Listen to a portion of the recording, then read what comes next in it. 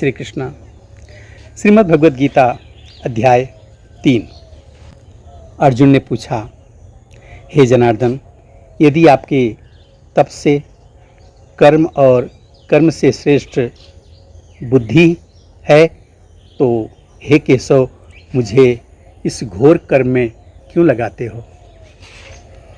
मिले हुए वचनों से आप मेरी बुद्धि को भ्रम में डाल रहे हैं। निश्चय करके मुझे बतलाइए जिससे मैं कल्याण को प्राप्त हूँ। श्री कृष्ण बोले, हे निष्पाप अर्जुन, मैं पहले समझा चुका हूँ कि इस लोक में 2 प्रकार की निष्ठा कही गई है। एक तो सांख्य वालों का ज्ञान योग और दूसरा योगियों का कर्म योग। कर्मों का प्रारंभ न करने से ही कोई भी निष्कर्म नहीं कहलाता है और कर्मों का त्याग करके संन्यास करने से ही किसी को सिद्धि नहीं मिल जाती। मनुष्य क्षण भर भी कर्म किए बिना नहीं रह सकता। प्रकृति के गुण ही सब मनुष्यों को कुछ न कुछ कर्म करने में लगाते रहते हैं। जो अज्ञानी कर्मेंद्रियों को रोककर आत्मचिंतन करने के बहाने विषयों की चिंता करता है, वह पाखंडी मिथ्याचारी कहलाता है। हे अर्जुन, जो इंद्रियों को मन में दमन कर और विषयों में प्रवृत्त न होने देकर उनसे कार्य लेता है, वह कर्मयोग का अभ्यासी कहलाता है और श्रेष्ठ कहलाता है। अपने धर्म के अनुसार नियमित कर्म करो, क्योंकि कर्म न करने से कर्म का करना अच्छा है। बिना कर्म किए तुम्हारे शरीर का निर्वाह नहीं हो सकता। इसलिए हे कौन्तेय, यज्ञ के निमित्त किए जाने वाले कर्मों को छोड़कर जितने कर्म हैं उनके करने से मनुष्य को बंधन होता है। अतएव तुम फल की इच्छा को त्याग कर यज्ञ के लिए ही कर्म करो। सृष्टि के आरंभ काल में ब्रह्मा जी ने यज्ञ सहित प्रजा को उत्पन्न कर प्रजा से कहा था कि यज्ञादि कर्म करके ही तुम वृद्धि को प्राप्त होगे। यही सब कर्म तुम्हारे निमित्त कामधेनु होवेंगे। इस यज्ञ में तुम देवताओं को संतुष्ट करते रहो और यज्ञ देवता भी तुमको संतुष्ट करते रहेंगे। इस प्रकार परस्पर बर्ताव करते हुए तुम और देवता कल्याण को प्राप्त हो जाओगे। यज्ञादि कर्मों से प्रसन्न होकर देवता तुम्हें इच्छित सुख की सामग्रियां प्रदान कर देंगे। तुम उनके लिए दान का जो बिना उनके भोग लगाए ग्रहण करता है वो चोर है। पंच महायज्ञ करके जो शेष बचा हुआ भाग ग्रहण करता है वह सब पापों से मुक्त हो जाता है। और जो अपने निमित्त ही अन्न पकाते हैं वह पापी पाप का ही भक्षण करते हैं। अन्न से प्राणियों की उत्पत्ति होती है। अन्न मेघ से उत्पन्न होता है। मेघ यज्ञ द्वारा बरसते हैं। यज्ञ की उत्पत्ति कर्म और कर्म की उत्पत्ति वेद और वेद से ब्रह्म है। यह सब यज्ञों में प्रस्तुत है। हे पार्थ, इसी प्रकार चलाए हुए कर्म चक्र के अनुसार जो नहीं चलता वो पापमय है और उसका जीवन व्यर्थ है। जो पुरुष आत्मा में रत रहता है और आत्मानंद अनुभव से तृप्त रहता है तथा आत्मा में ही संतुष्ट है, उसे कुछ भी कार्य शेष नहीं है। वह कोई कर्म करे या ना करे, उसको कोई प्रयोजन अथवा लोभ नहीं है और किसी प्राणी से अपना लाभ करा लेने की भी उसे कोई आवश्यकता नहीं। इसलिए तुम भी फल की प्राप्ति की इच्छा त्याग कर कर्तव्य पालन करते रहो, क्योंकि फल की इच्छा त्याग कर कर्म करने वाला पुरुष मोक्ष को प्राप्त होता है। राजा जनक आदि ने भी कर्म सिद्धि पाई है। इसी प्रकार तथा लोक संग्रह को देखते हुए भी तुमको कर्म करना उचित है। शेष पुरुष जिस कर्म का आचरण करता है वही दूसरे मनुष्य उसी के अनुसार चलते हैं और वह जिसको प्रमाणित मानता है उसी को लोग भी उत्तम मानते हैं,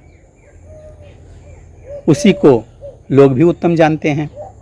हे पार्थ, मुझको 3 लोकों में कुछ भी कर्म शेष ना रहा और ना अप्राप्त वस्तु प्राप्त करनी है।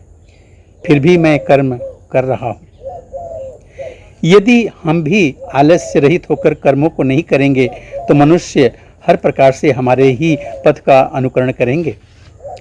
जो मैं ही भी कर्म ना करूं तो सब लोग भी कर्म नहीं करेंगे और नष्ट हो जाएंगे। इससे मैं ही वर्ण संकरी प्रजा उत्पन्न होने का कारण समझा जाऊंगा। जिस प्रकार अज्ञानी फल की इच्छा करके कर्म करता है, वैसे ही फल की इच्छा ना करते हुए ज्ञानी को लोक शिक्षा की इच्छा रखते हुए कर्म करना उचित है। कर्म में आसक्त अज्ञानियों की बुद्धि में ज्ञानी भेदभाव उत्पन्न ना करे, परंतु आप स्वयं कर्म करते हुए उनसे भी प्रसन्नतापूर्वक कर्म करावें। हे अर्जुन, सब कर्म प्रकृति के गुणों से ही उत्पन्न होते हैं, परंतु जिनकी बुद्धि अहंकार से भ्रष्ट है, ऐसे मूर्ख लोग समझते हैं कि हम कर्ता हैं। परंतु जो गुण और कर्ता के विभाग को सच्चा तत्व जानता है, वह ज्ञानी पुरुष यह समझकर इसमें आसक्त नहीं होता कि गुण का यह खेल आपस में ही हो रहा है। प्रकृति के गुणों में भूले हुए मनुष्य गुण और कर्मों से आसक्त होते हैं। उन अल्पज्ञ पुरुषों को ज्ञानी पुरुष कर्मयोग से चलायमान ना करें। हे अर्जुन, आध्यात्मिक बुद्धि से सब कर्मों को तुम मुझ में अर्पण करके कर्म फल की आशा ममता छोड़कर संग्राम करो। जो पुरुष श्रद्धापूर्वक मेरे वचनों पर दोष दृष्टि ना करके मेरे इस मत के अनुसार आचरण करते हैं, वही लोग कर्म बंधन से निश्चय ही मुक्त हो जाते हैं। और जो अज्ञानी इस मत पर दोष दृष्टि डालते हुए इनको ग्रहण नहीं करते, वह संपूर्ण ज्ञान से रहित होते हैं और उनका नष्ट हुआ जानो। ज्ञानी पुरुष भी अपनी प्रकृति के अनुसार आचरण करता है। सब जीव मात्र अपने स्वभाव के अनुसार रहते हैं, वह हट करने से क्या होगा। इंद्रियां और इंद्रियों के विषय में प्रीति और द्वेष दोनों व्यवस्थित हैं।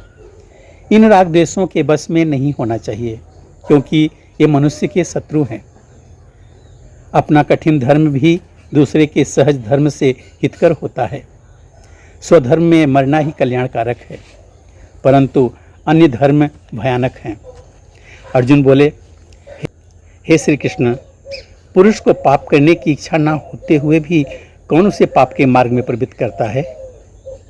श्री कृष्ण बोले, हे अर्जुन, रजोगुण से उत्पन्न होने वाला काम और क्रोध मनुष्य को पाप मार्ग में ले जाता है। इन्हें करके उत्पन्न इच्छा कभी तृप्त नहीं होती। ये महापापी और घोर शत्रु हैं। जैसे धुआं से अग्नि, धूल से दर्पण और झिल्ली से गर्भ का बालक ढका रहता है, उसी प्रकार विषय की इच्छा से आत्मज्ञान ढका हुआ है। हे कुंती पुत्र, इस शत्रु काम को करके ज्ञानियों का ज्ञान आच्छादित हुआ है और सदा अग्नि की तरह तृप्त नहीं होता। इंद्रियां, मन और बुद्धि इस काम के आश्रय स्थान हैं। इनके सहारे विषय इच्छा ज्ञान को आच्छादित करके जीव को मोहित कर लेता है।